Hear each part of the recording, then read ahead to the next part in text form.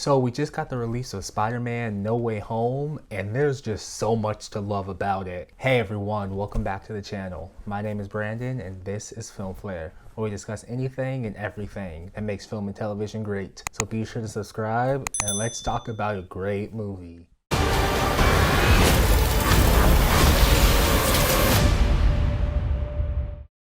Now, immediately following the events of Far From Home, where Mysterio reveals Spider-Man's identity to the world, Peter's forced to ask Doctor Strange to help him clean up that mess. But when the spell goes wrong, a whole bunch of dangerous foes start to appear, forcing Peter to really figure out what it means to be a hero. When you botched that spell where you wanted everyone to forget that Peter Parker's Spider-Man, we started getting some visitors.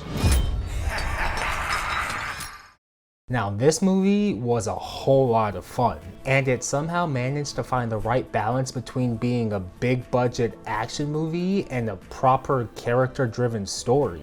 And I love the fact that there was no one single big bad / save the world type of conflict. Instead, we get a much smaller story about mistakes being made, trying to clean up those mistakes, along with the struggle of trying to do the right thing and the consequences that come along with that. Despite what the cast sheet may say, this is just as small of a movie as I think Homecoming was. And I am really happy about that. Spider-Man's always been a character that could hang in there with the biggest of threats and the largest of heroes. Infinity War and Far From Home proved just that. But Spider-Man's story has always been at its best when he's just hanging around the neighborhood, trying to balance that superhero life with trying to be a high school kid.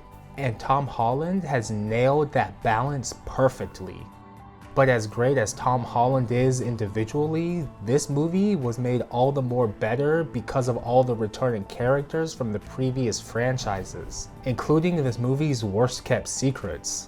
And with their involvement of the story, does this count as a live action Spider-Verse? Let me know your opinion of that in the comments below.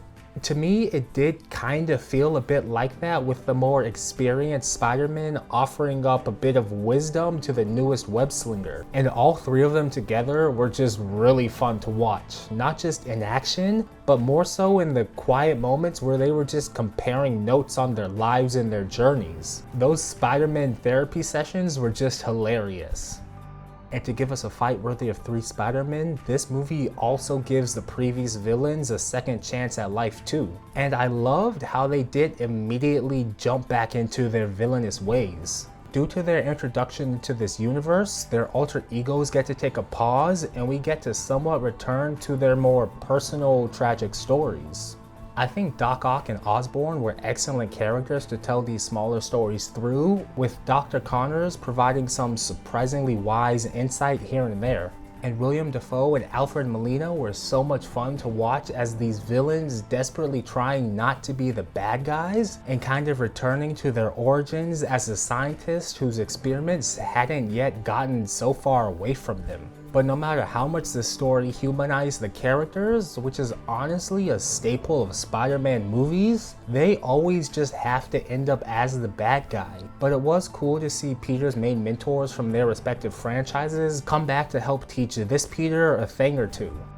But I can't talk about their ultimate destinies without having to take a look at Peter Parker's as well. I read somewhere a while ago that Peter Parker could never have everything that he wants. He can't be a great superhero with the love of his friends and family and an everyday civilian life. It's almost like a rule for his character, his curse. Peter Parker cannot have everything, and because he can't stop being the superhero, it's always one of the other two that has to suffer. And this movie really just drove home that point. Even when he wins, Peter Parker still loses in some way. And yet, it's all necessary for him to grow and become the best version of himself possible, both as a superhero and a human being. But that doesn't make it any less tragic to watch. I'm sorry, kid. Everything about this movie just feels like the most Spider-Man story we've seen on screen yet. They even did the "with great power" scene, and not just in a way that felt obligatory, but was actually really impactful. This is hands down the best live-action Spider-Man we've gotten, and arguably one of the MCU's best films so far. It even got the chance to address some of the mistakes made by the previous franchises and somewhat remedy them here.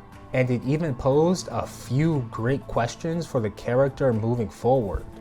It was also cool to see J.K. Simmons reprising his role as J. Jonah Jameson, but really he kinda just felt like a bit of an extended cameo. But seeing as he is actually one of the characters from this universe, it is cool knowing that we may get another chance to see him in other movies moving forward. And I have and always will advocate for more Benedict Wong in these stories more than just a single scene. And with the confirmation of his newest promotion, I really do hope that he gets to be more of a major character in the Multiverse of Madness. Everything else was very nearly perfect. Chris McKenna and Erik Sommers have once again written a fantastic story that does the comic books justice, with Jon Wats bringing it to life, flawlessly blending the major action pieces with the smaller personal journey of the character. This team is 3 for 3 in nailing Spider-Man movies, and I think they've really found the perfect formula for nailing this hero.